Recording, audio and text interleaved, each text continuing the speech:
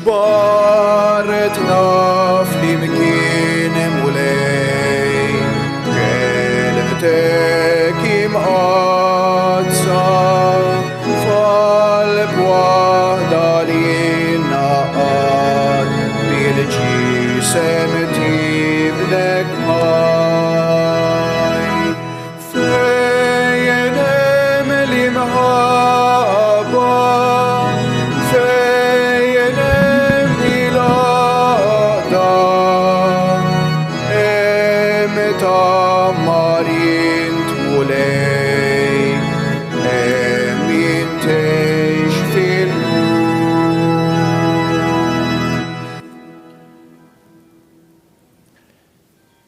Fl-isem tal-Missier u tal-Iben u tal-Ispiritu Santu.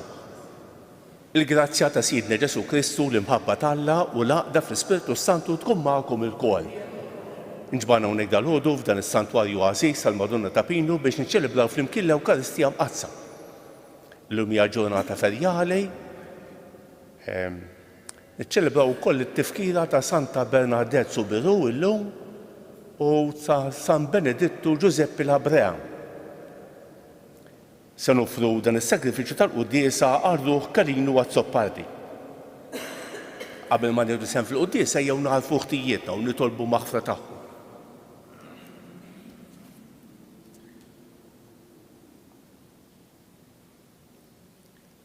Int ħanin bil-bosta ma' kull bini se jaħlek mulej ħniena.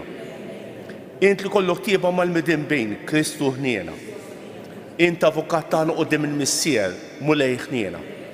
Iħenna għalina Alla li jista' kollox, jaħfrilna dnubietna u jwassalna għal ħajja ta' dejjem.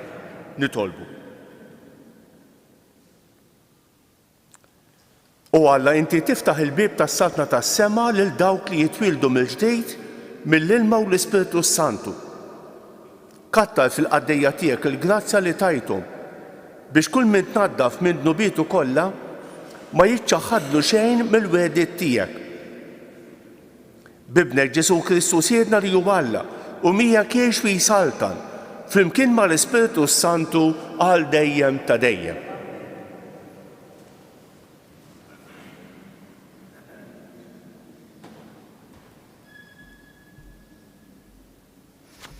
Qari mill-ktieb tal-Atti tal-Apostli. F'dak iż-żmien Stifna qal lill-poplu li xjuħu lill-kittieba: Ja nies ta' ras jibsa, intom għalaqtu qalbkom u saddejtu widnejkom u dejjem waqaftulu lill-Ispiritu Santu.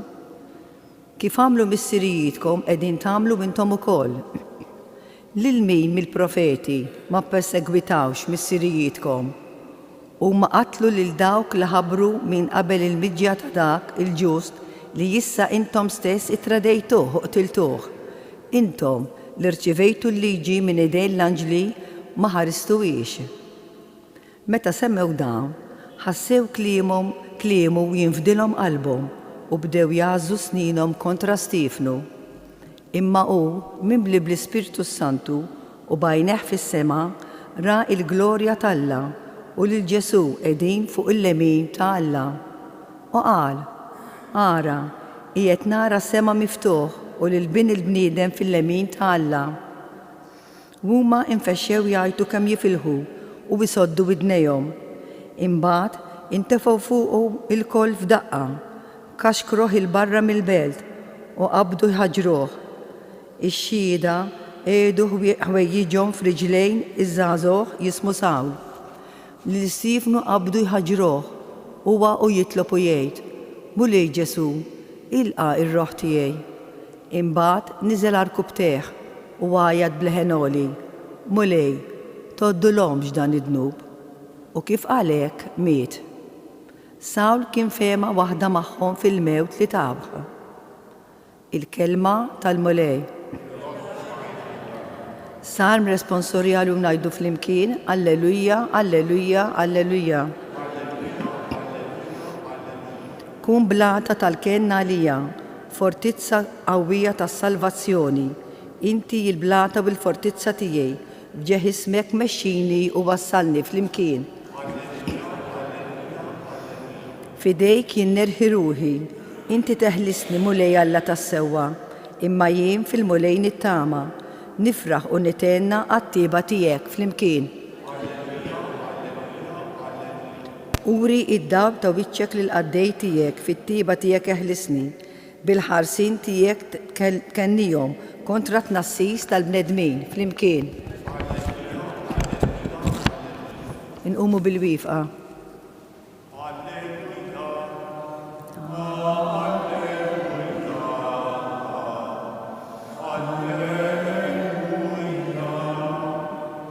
Jien u l-ħobs tal-ħajja jgħid il-mulej, min jiġi għandi ma jieħdu qatt il-ġuħ. Alleluja, alleluja, alleluja.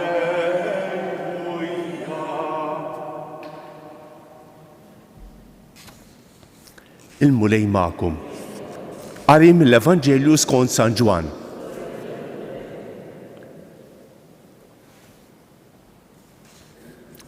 F'dak iż-żmien in-nies staqsew lil Ġesu: X'sinjal se tagħmel biex aħna narawh u nemnuk? X'sejjer tagħmel? Missirietna kielu l-manna fid-deżert bħalma hemm miktub, tohom jieklu ħobs mis-sema. Weġibhom Ġesu: tassew ngħidilkom mhux Mosè tagħkom il-ħobs mis-sema, iżda missieri jagħtikom il-ħobs tassew mis-sema. Għaliex il-ħobs ta' Alla huwa dak li jinżel mis-sema u jagħti l-ħajja lid-dinja. Qalulu huma: Sinjur, atina dejjem minn dan il-ħobs. Weġibhom Ġesu: Jiena hu l-ħobs tal-ħajja. Min jiġi għandi ma jieħdu qatt il-ġuħ u min jemmen fija ma jkun qatt bil-għaġġ. Il-kelma tal-mulej tifħir lilek Kristu.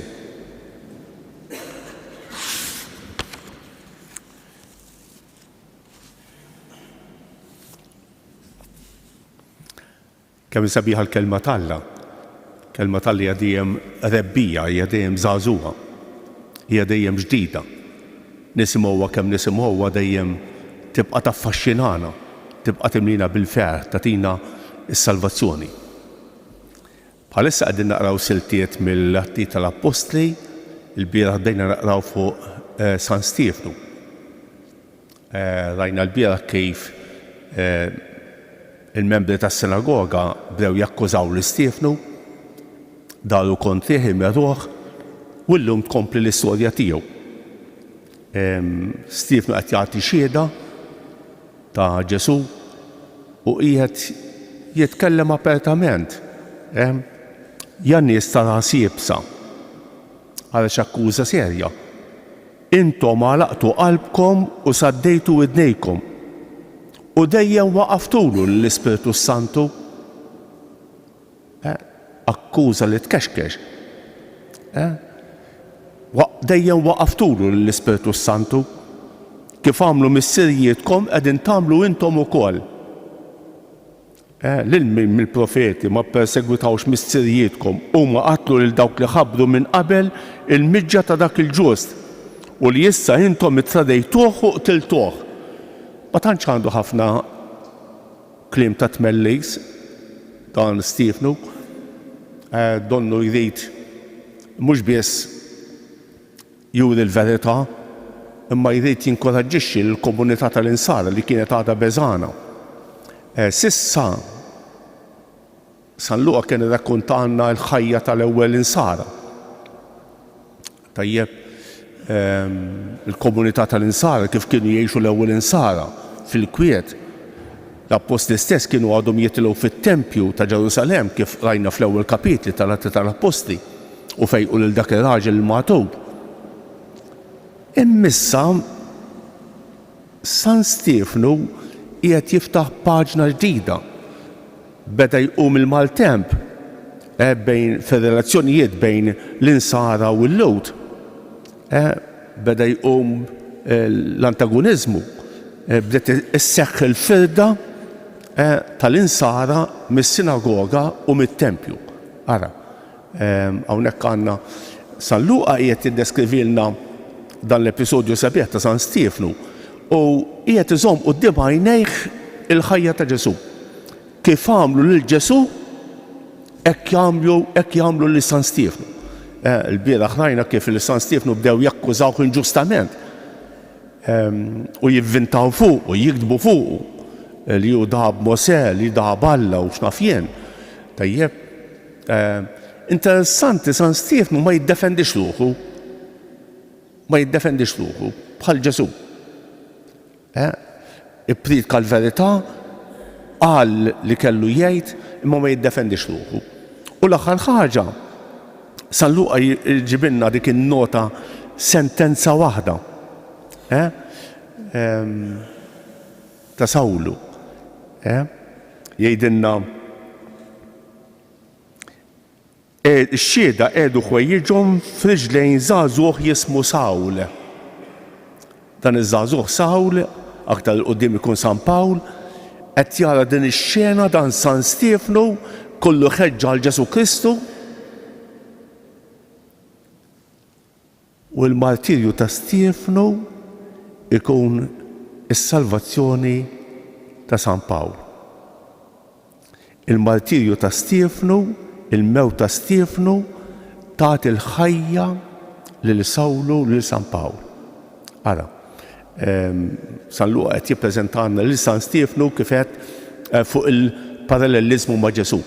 Bħalma Ġesu jinqatel barra mill-belt, hekk San Stefnu jikkaxkluh barra mill-belt. Bħalma San Stefnu jaħfer lill-edewwa tiegħu, hekk bħalma Ġesu jaħfer lill-edewwa, hekk jaħfer San Stefnu. Hemm parallelizmu bejn San Stefnu u Ġesu. Id-dixxieplu jiġbaħ lil sidu. San Stefnu huwa l-martri, l-ewwel martri tal-insara li mexa fuq il-passi ta' Ġesu. Mulej toddulhomx dan id-dnub.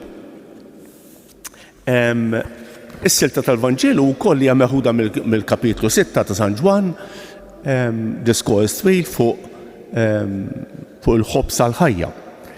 Is-silta tal-bieraħ rajna li l-folol jiffullaw jiġru wara Ġesu, ifittxu lil Ġesu.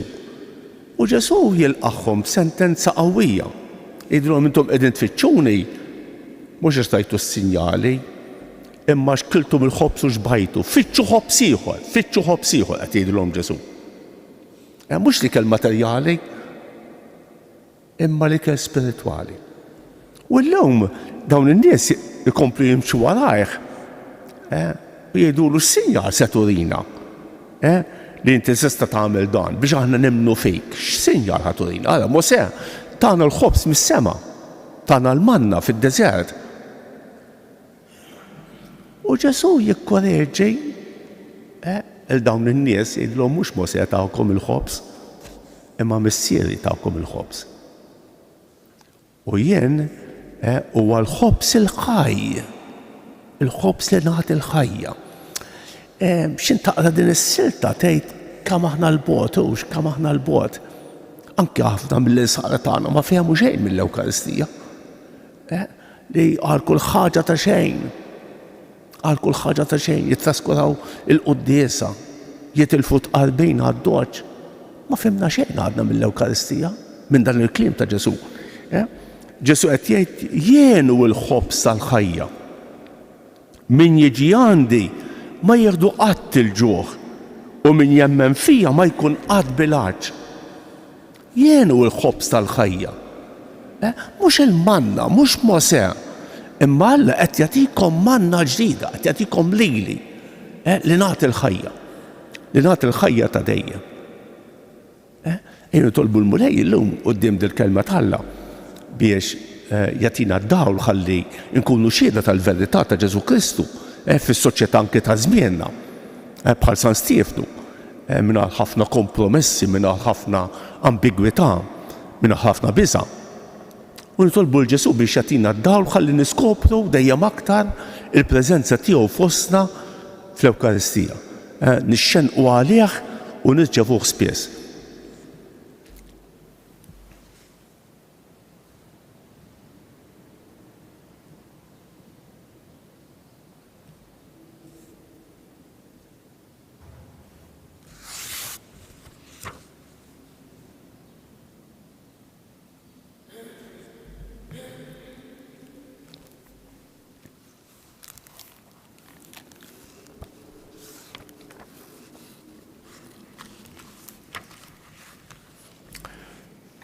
Nitolbu lill-Missiera tas-sema biex jagħtina dejjem li ngħixu bil-qawwa tal-fidi tagħna fi Kristu il-ħobb sħaj li jinżel mis-sema.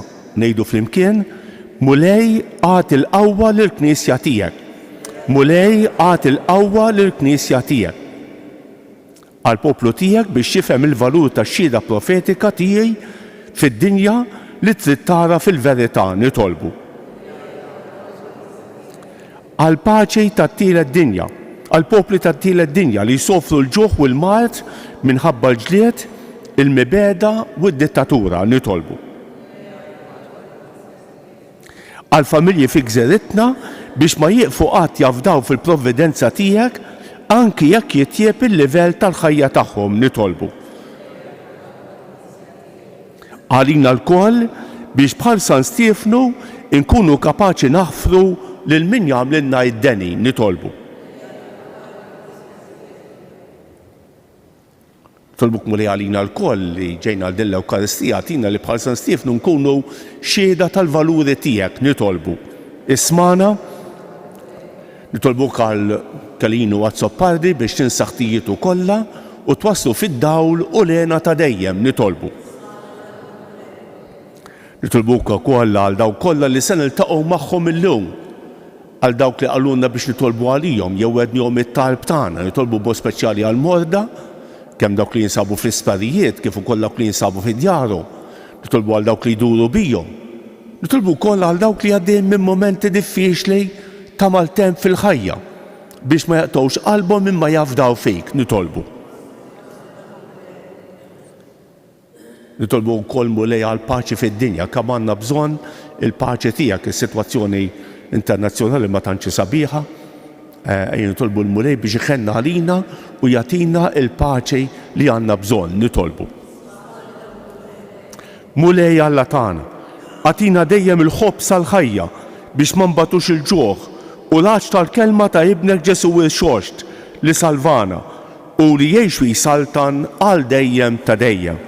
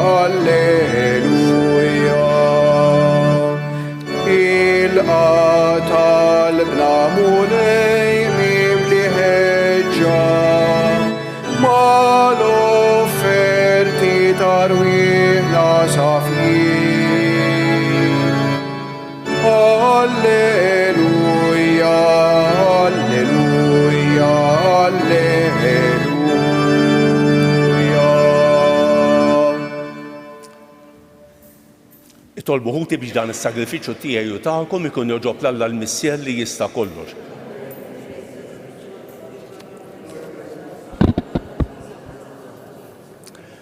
Ilqamu lejn l-offerta tal-Knisja ferħana u għatija li tgawdi lejna ta' dejjem. Int li tant għamilt magħha biex tifraħ. Bi Kristu siedna inmu lejn magħkom, nerfgħu qlubna l fuq. Niżu ħajr lil mulej Alla tagħna. Sewwa xieraq tas-sew, tajjeb u ta' ġej tas-salvazzjoni tagħna li dejjem nisqarru l-glorja tiegħek. Iżda ferħ akbar inxandruha f'dan iż-żmien li fih ġie sagrifikat Kristu il-ħaruf tal-għejd tagħna. Wara s-sagrifiċċju il-mewt tiegħu u qam biex ma jmutx aktar. Issa bħala vittma dejjem ħajja bla qiegħda joffrilek lilu nnifsu għalina u bħala avukat tagħna ma jaqafx jidħol għalina quddiemek. Għalhekk f'dan il-ferħ tal-għid imxerret ma' kull imkien fid-dinja, il-bnedmin kollha jimtlew bil-għena u l-qawwiet tas-sema mas-setat tal-anġli jinġulek innu ta' glorja u bla qiegħda itennulek. Qaddis, qaddis, qaddis, mulej Alla tal-eżerċit. Osanna fl-għoli smewwiet, imbierek minn ġej f'isem il-mulej, osanna fil-għoli smewwiet. Qaddis tas-sew int mulej, inti lajn ta' kull qdusija. Qaddes għalhekk nitolbuk dawn l-offerti bil-barka tal-Ispirtu tiegħek biex isiru għalina l-ġisem u d-demm ta' Sidna Ġesu Kristu li meta kien se jingħata biex miraj ħibati ħaj il-ħobs, ratt il-ħajr, qasam, tal id-dixxipli tiegħu u qal: ħudu u kulu l-kol minn dan, għax dan huwa ġismi li jingħata għalikom.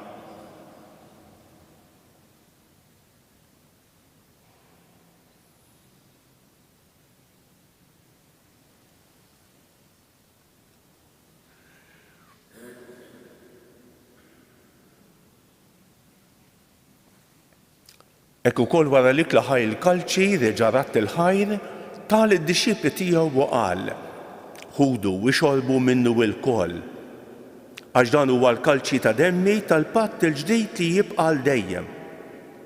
Id-demm li jixxerret għalikom u għall-bnedmin kollha għal maħfra ta' dnubiet. Għamlu dan b'tifkira tiegħi.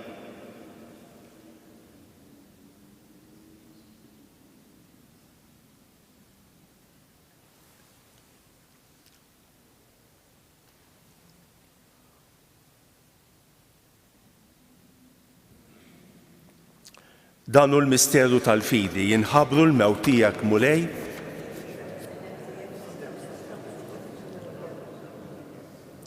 għalhekk aħna nagħmlu dan b'tifkira tal-mewt u l-qawmien ta' Sidna Ġesu Kristu, nofrulek mulej il-ħobs tal-ħajja u l-kalċi tas-salvazzjoni. U rroddulek ħajra xogħġbok tilqana hawn quddiemek biex naqduk. Miċ-ċikun tagħna nitolbu li l-Ispirtu Santu jaqgħadna f'ġisem wieħed lilna li nieħdu semm il-ġisem u d-demm ta' Kristu. Ftakar mulej fil-Knisja tiegħek imxarda mad-dinja kollha. Wettaqa fl-imħabba flimkien mal-Papa Franġisku, mal-Isqof tagħna Anton u mal-Ministri tiegħek kollha. Ftakar fil-qaddej tiegħek kalinu għat-soppardi li jogħġbok issejjaħlu għal għandek minn din id-dinja. Għamel li kifu bil-magħmudija miet f'ibnek u bħal ibnek, hekk ukoll f'ibnek u bħal ibnek jirxox ta' l-ħajja. Ftakar ukoll f'ħutna li raqdu bit-tama tal-qawmien. Ftakar fil-mejtin kollha. Daħħalhom quddiemek fid-dawl tas-sebħ tiegħek. Ħenna rina l-kol nitolbu. Għati lilna wkoll il-wirt tal-ħajja ta' dejjem. Flimkien mal-Verġni Mqazza u Malla Marija, ma' San Ġusepp, ma' San Ġorġ Preka, ma' Santa Bernadette Subiru, ma' San Benedittu Giuseppe Labrea, ma' l-Apostli u l-Qaddisin kollha li jgħixu fil-ħbiberija tiegħek sa mill-bidu tad-dinja. Għamel li magħhom infaħruk u nsebħuk b'Ġesu Kristu ibnek.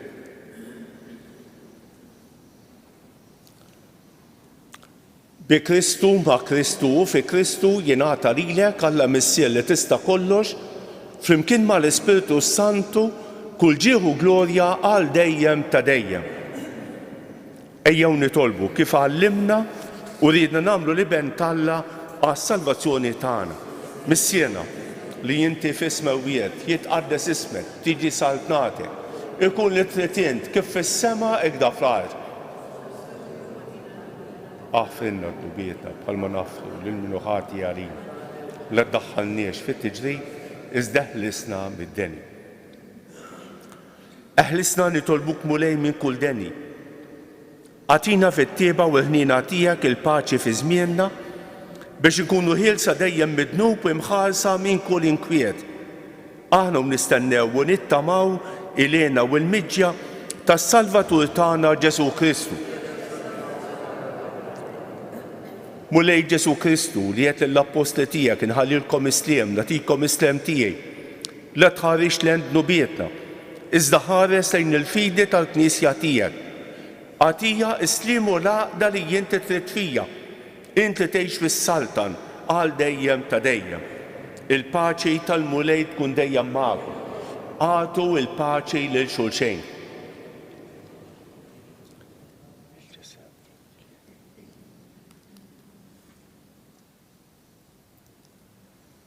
Ħaruf Talla li tneħħi d-nubiet tad-dinja ħenna ħarina.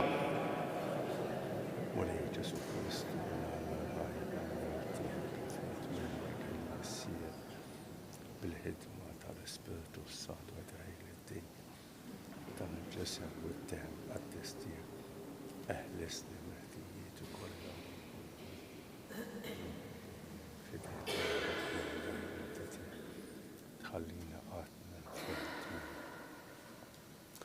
Danu l-ħaluf Talla, danu li jneħħi id-nubiet tad-dinja. Ħenjin dawk li huma mistiedna għall-ikla tal-ħaruf. Mulej ma jistħoqlix li tidħol taħt is-saqaf tiegħi, iżdejt kelma waħda u ruħi tkun imfejja.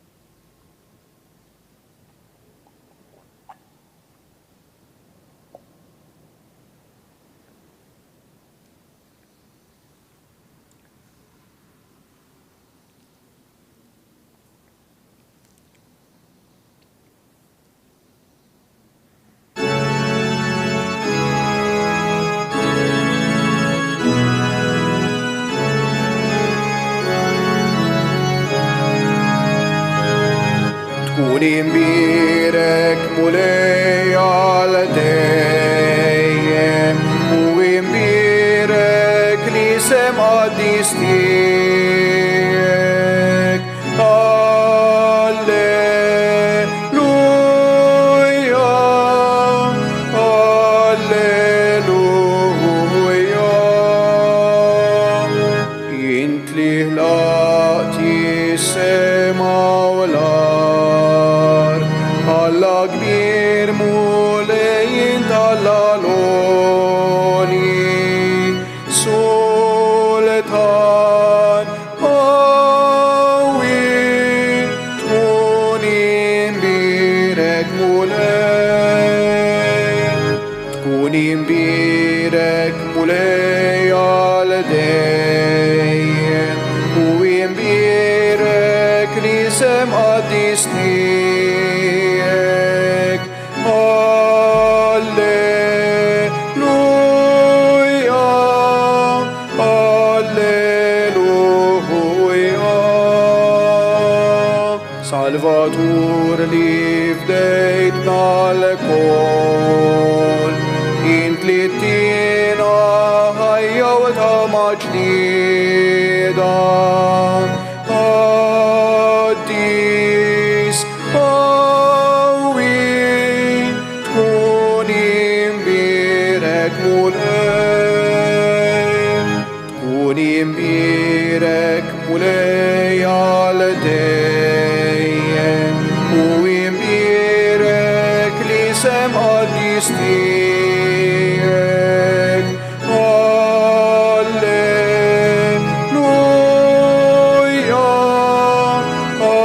alleluja. Int mulej li tħobna l-kol, ħares lejna bħarsa kollha ħniena. Kollok tjiba, tkun imbirek mulej, mulej għal-dejjem u jimbirek li sem għaddis tijek. Alleluja,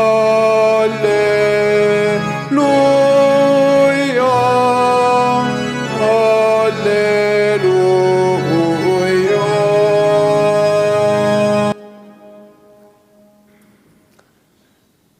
Ejnu bil-wifa bħala ringrazzjament ta' wara tqalbi ngħidu flimkien, ruħ ta' Kristu qaddisni, ġisem ta' Kristu salvani, dem ta' Kristu ħeġġiġni, ilma tal-kustat ta' Kristu aħsilni, passjoni ta' Kristu sabbalni, Ġesu ħanin ismani, fil-pjagi tiegħek għabini, tħallina qatt ninferet minnek, mill-għadu ħażin ħarisni, fis-sija ta' mewti sejjaħni, ġew waħdanek il-qani, biex mal-anġlu bil-qaddisin tiegħek infaħrek għal dejjem ta' dejjem amen.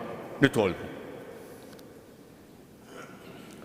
Fit-tieba tiegħek mulej ħares lejn il-poplu tiegħek u bħalma għoġbok iġġeddu bil-misteri tal-ħajja ta' dejjem, għatiħu kolli jasal fil-qawmin mill-lewbiet f'ġisem imsebba bin-nuqqas ta' taħsir bi Kristu siedna.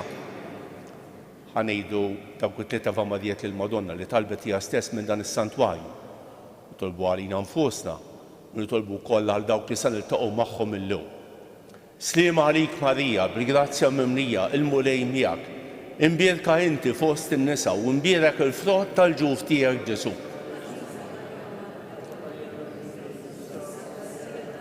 Sliema għalik Marija, bil-grazzja mimlija, il-mulej miegħek, imbierka inti fost in-nisa, imbierek il-frott tal-ġuf tiegħek Ġesu. Sliema għalik Marija, bil-grazzja mimlija, il-mulej miegħek, imbierka inti fost in-nisa, imbierek il-frott tal-ġuf tiegħek Ġesu.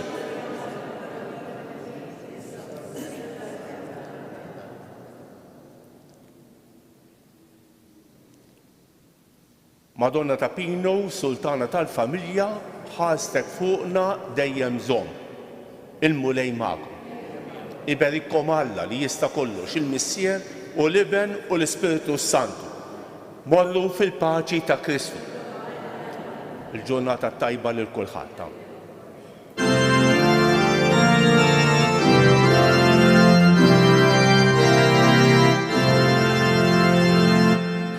Marija jifra